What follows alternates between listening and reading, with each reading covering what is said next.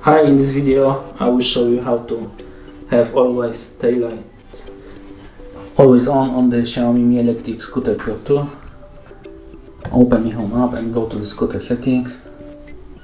Wait a moment to connect.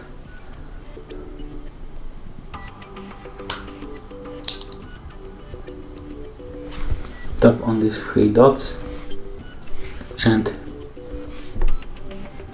tap on the taillight always on, and now taillight will always be on when you are riding your Mi Electric Scooter Pro 2. Thank you for watching. If you like this video, subscribe to our channel and give us a like.